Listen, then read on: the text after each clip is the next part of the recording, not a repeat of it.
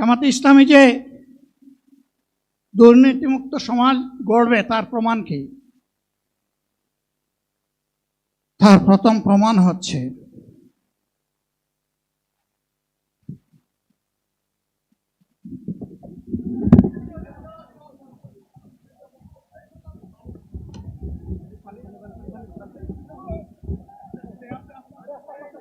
আপনারা অবস্থান করুন যার যার জায়গায়।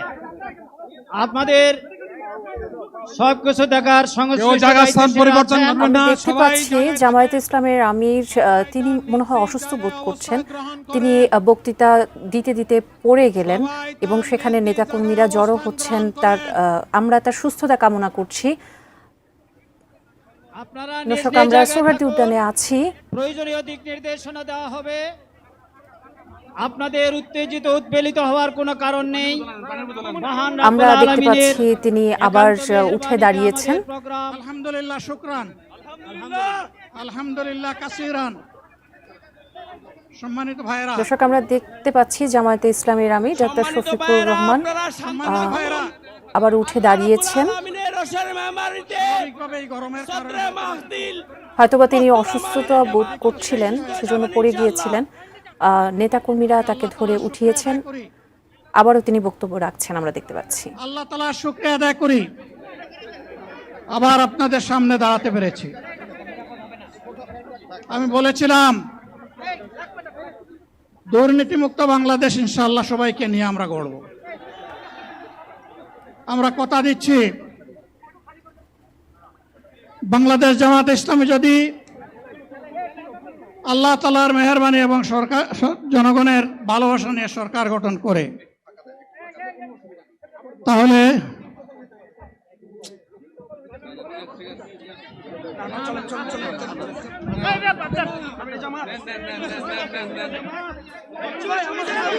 তিনি আবারও পড়ে গিয়েছেন।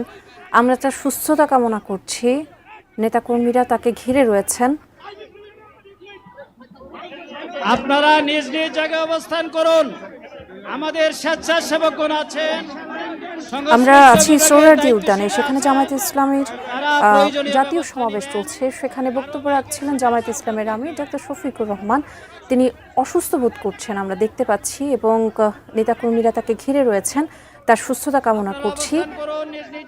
নিশ্চয়ই তিনি সুস্থ হয়ে আবারও সমাবেশের স্থলে তার বক্তৃতা রাখবেন। সবাই মেহেরবানি করে শান্ত হয়ে বসুন, শান্ত হয়ে বসুন, শান্ত হয়ে বসুন।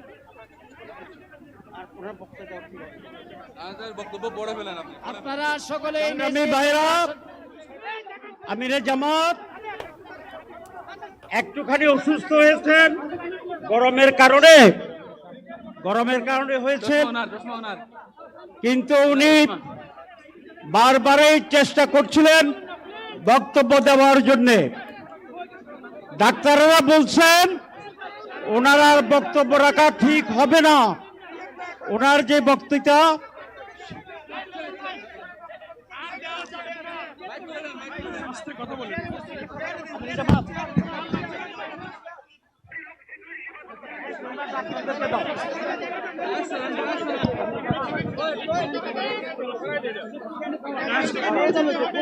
আপনারা নিজ নিজ আসনে উপবেশন করুন।